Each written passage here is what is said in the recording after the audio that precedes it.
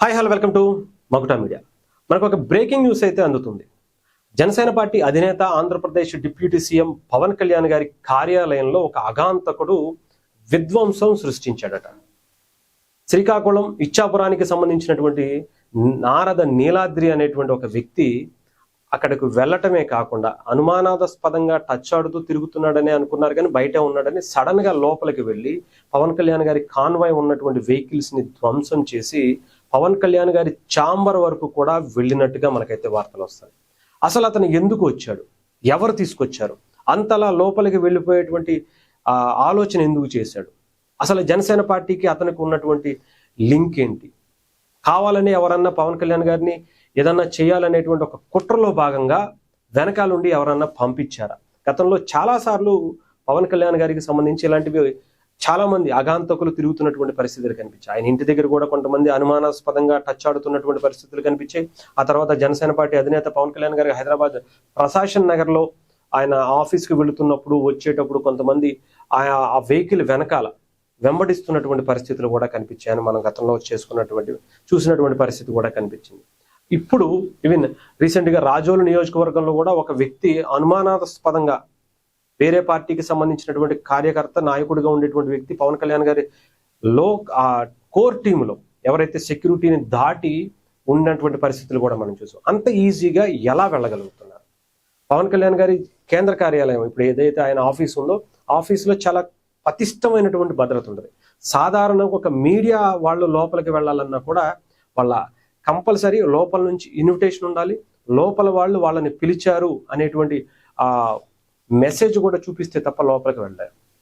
సాధారణమైనటువంటి జనాలకైతే 100% ఆ వెసులుబాటు కూడా లేదు. జనసేన పార్టీకి సంబంధించినటువంటి కార్యకర్తలైనా నాయకులైనా నియోజకవర్గ స్థాయి ఇన్ఛార్జీలైనా కూడా పార్టీ నుంచి ఆహ్వానం వస్తే తప్ప అపాయింట్మెంట్ ఉంటే తప్ప లోపలికి కూడా వెళ్ళేటువంటి పరిస్థితే ఉండదు.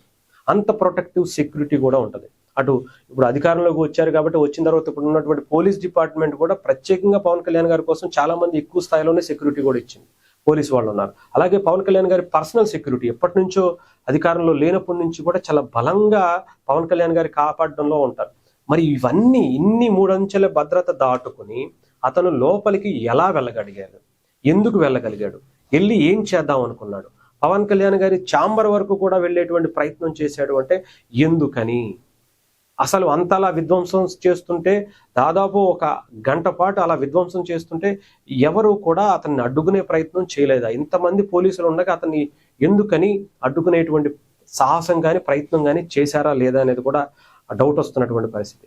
గతంలో చాలా సందర్భాల్లో మాట్లాడుకున్నాం. కొంతమంది బ్లేడ్ బ్యాచ్ కూడా పవన్ కళ్యాణ్ గారిని ఆయన సెక్యూరిటీ సిబ్బందిని ఈవెన్ ఆ బ్లేడ్లతో ఆయన చుట్టూ అంటిపెట్టుకున్నటువంటి సెక్యూరిటీని గాయపరిచినటువంటి పరిస్థితులు కూడా కనిపించాయి. చాలా సందర్భాల్లో పవన్ కళ్యాణ్ గారు లాంటి వ్యక్తికి అధికారంలోకి వచ్చిన తర్వాత ఇవి తప్పుతాయి అనుకున్నారు. ఎందుకంటే గత ప్రభుత్వం సెక్యూరిటీ ఇవ్వలేదా, లేదంటే అక్కడ ఉండేటువంటి ఆయన చేసేటువంటి కార్యక్రమాలను ఆయన గనక రాజకీయాల్లో ఉంటే డెఫినెట్గా మా పార్టీకి లేదంటే మాకు అది దాచుకోవటమే పరమావధిగా ఉండేటువంటి వ్యక్తులు ఎవరైతే ఉన్నారో అలాంటి వాళ్ళందరికీ కూడా పవన్ కళ్యాణ్ గారిని చూస్తే భయమే.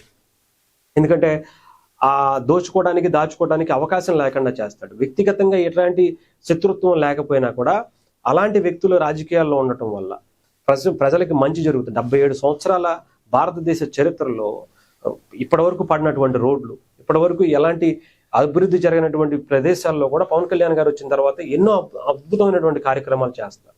అలాంటి వాటిని ఓర్వలేక అలాంటివి చేస్తే ఇంకా గొప్ప నాయకుడు అయిపోతాడు, రేపు పొద్దున సీఎం అంతకు మించి స్థాయికి వెళ్ళిపోతాడు అనేటువంటి కుట్రలో ఆయన ఆపాలని, ఆయన ఏదన్నా చెయ్యాలనేటువంటి కుట్ర చేస్తున్నారని చెప్పి చాలా సందర్భాల్లో మాట్లాడుకున్నాం. ఇప్పుడు కూడా అదే జరిగిందా? అంత ఈజీగా ఎందుకు అతని వరకు వెళ్ళేటువంటి పరిస్థితులు ఉన్నాయి?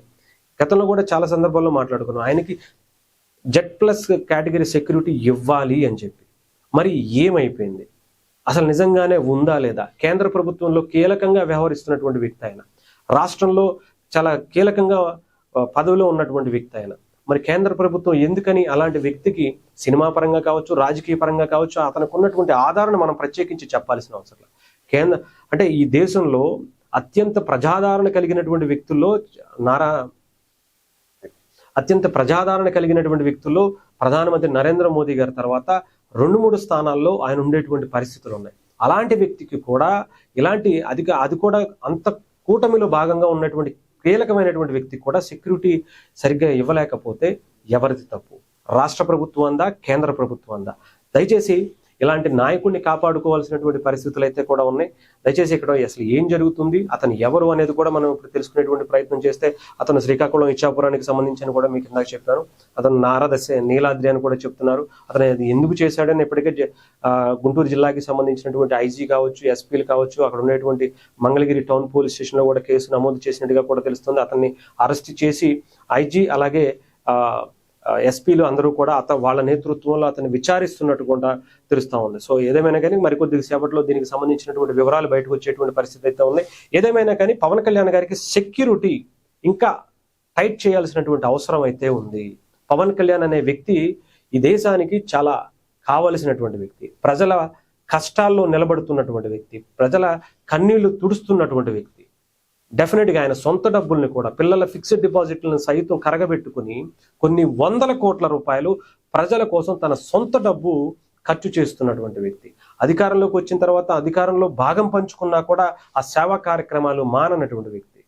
అలాంటి వ్యక్తిని అధికారంలోకి కాపాడుకోవాల్సినటువంటి పరిస్థితి కూడా ఉంది. మరి రాష్ట్ర కేంద్ర ప్రభుత్వాలు దీని మీద ఎలాంటి సీరియస్నెస్ తీసుకుంటే ఆయనకు సెక్యూరిటీ కల్పించడంలో ఇప్పటికైనా ముందుకు వస్తాయా లేదా అనేది కూడా చూడాలి.